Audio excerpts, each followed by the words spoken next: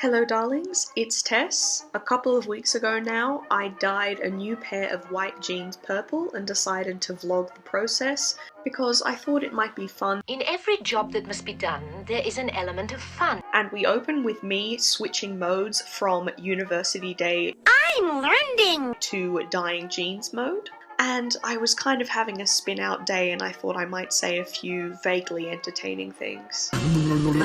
Little weird because I included this task in a larger video of doing other things that I shot that day. This ended up taking long enough for it to be its own video, but I obviously cannot guarantee in any way that its own video will improve it in any way whatsoever. I've no idea what I'm doing. What am I doing? It just means this particular jeans dyeing pointlessness will now have its own platform, but probably frustrate you. There's a fair chance this is going to be disappointing. Take it away, past Tess. Probably the biggest creative errand for today is that I have a new pair of white jeans after not having owned jeans in 7 years. 7 hells. But I got some white jeans and I am way too messy for actual white jeans, by the way. Just as I suspected. It means I can dye them an eye-watering shade of purple. Now this is bright purple Rit dye. I've only ever used powdered Dylon dye in the past. Usually I use our stainless steel sink to dye things, but last time I was dyeing something, the plug doesn't actually work. So I knew I needed to get some kind of vessel, and the best thing is a pot. Dye is, what do you call that? Deadly? Die now. So I'm not going to dump dye in any of our cooking pots. No. So I had to get this freaking gigantic thing from the $2 shop just for dye. But obviously this doesn't fit in my backpack, as you can imagine. No. Positively no! Decidedly no!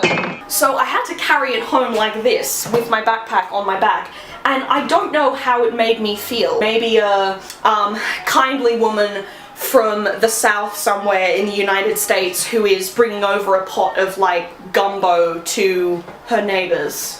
I definitely said that wrong. I'm too Australian to make that joke, sorry. That'll do. So this pot plus this dye plus the jeans means that I can be as extra as ever in my wardrobe.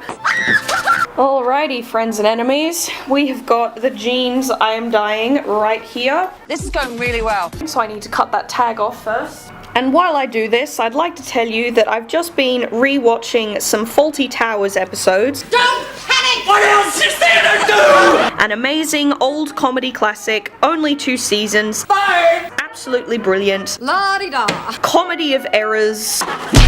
It does have its unwoke moments that are obviously unacceptable. Pretty realistic part that it was made in the 70s. No, of its day racism still doesn't get a pass. But a particular favourite expression it gives, because nobody was allowed to swear, of course, it being a show on British television in the 70s, is that one of Basil, the lead character, played by John Cleese, one of his favourite insults when someone hasn't listened, rather than "can't you even hear, you effing whatever," instead he says, "You clothian beat!" I love a creative insult in this economy. Alrighty, these babies are ready to go. Alright, devilish darlings. Hello, my devilish darlings. The first thing I gotta do before I dye these jeans is to wash them.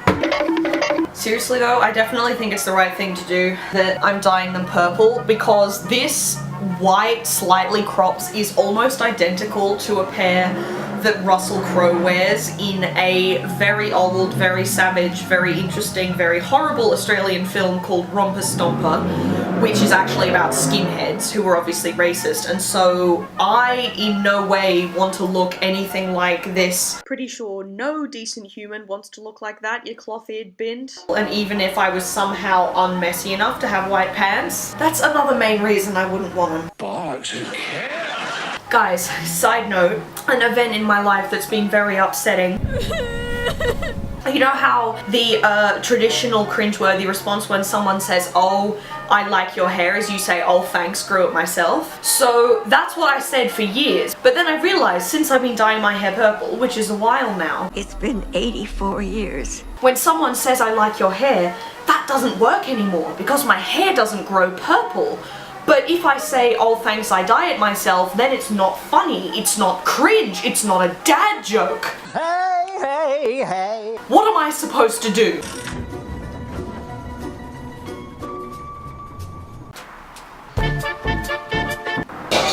Ready to go? Ugh, this is all in pounds and gallons and stuff. America, can you really fix it on that, please? Why does every day involve a fight with an American? It says add half of bottle dye to 3 gallons of hot water for each pound of dry fabric. I suck at maths, can you tell? It says stir constantly for 30 to 60 minutes. We're gonna be here for a while, darlings. This might as well happen. The kitchen that I am in currently is all white except for like the grey fridge and the black stovetop. I have never been so careful of anything in my entire life.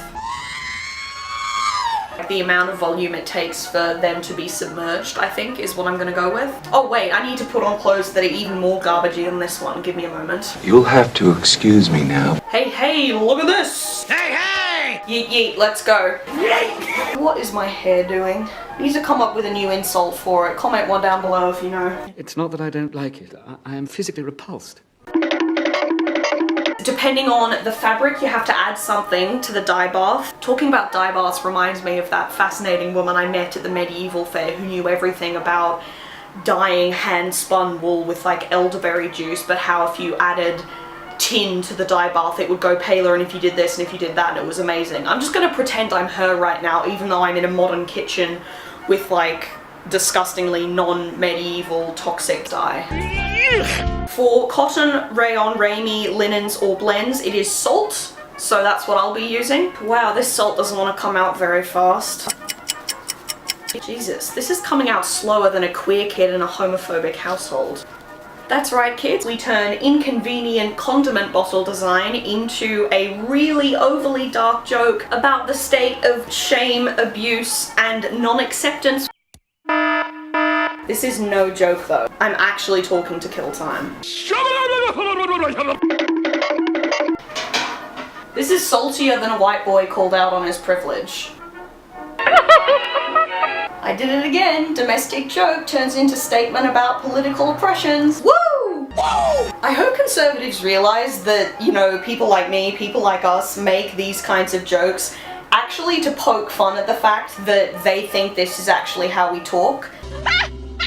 Like, I will never in my everyday life be like, oh yeah, this is saltier than a white boy called out on his privilege. Seriously, like, I'm saying it now, or I would say it with my friends, because that's what, you know, orange vermin voters think we say all the time, and that's so ridiculous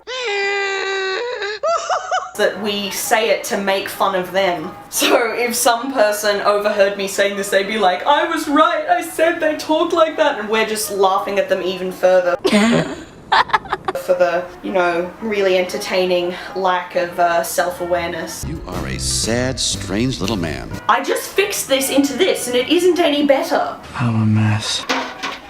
It really is strange to think that all of those people find so many excuses to hate us when really we're just wanting a lot of the people in the world to be less horrible to one another. Who could ask for anything more? And also to understand that sometimes it's the systems that are allowing the horribleness and that the system needs to be changed. This can never happen again. If you insist that you're not horrible, and I know many people aren't, so please understand that through privilege and such things you're being horrible by accident, and please fix it. And as quickly as possible. The water is in, the salt is in. I'm about to add, I think, half of this bottle. Oh my god. I think that's half. Sweethearts, we are doing very, very well. Stand tall. Be proud. I've been rinsing obsessively because pouring the dye out and then rinsing I can't exactly do one-handed until the water runs clear, and let me tell you that takes about 5 years. Bored. And you can find me at 108 really, really sick of this avenue, postcode get me out of here. Oh god, oh god, oh god, oh god! I'm also dyeing art paper with this one leftover glass of dye, because you know, if I ruled the world, water would look like this, and it wouldn't be toxic, it would just be water, it would be wonderful, and it would all be clean, and global warming wouldn't exist. This is fine. I'm fine. And la la la, that's the world I want to live in, and it's not the one we live in. Oh! Okay, sweethearts, it is the next day, because these pants needed overnight to dry, and you can see them better in the daylight, and I think that means you can see they look bomb. The colour has come out so well. This is definitely a success. After a hard day's work. Wow, you stuck with me till the end. You are a trooper. Anyway, I hope you enjoyed this complete mess of a video that was essentially me giving political commentary that nobody asked for while undertaking my 10 millionth DIY project. It is somewhat of a picture of who I am. I guess this is the place for that. No matter how pointless it seems. Oh my god, Tess, just end the video. Please wrap up. Right, okay. But anyway, subscribe for more complete fluorescent nonsense from me. I've actually got some really, really good videos in the pipeline that I've been working on, and so if I promise them to you now, then I'm even more likely to try and get them up and make them good. But otherwise, keep creating, and remember, I love you, keep going.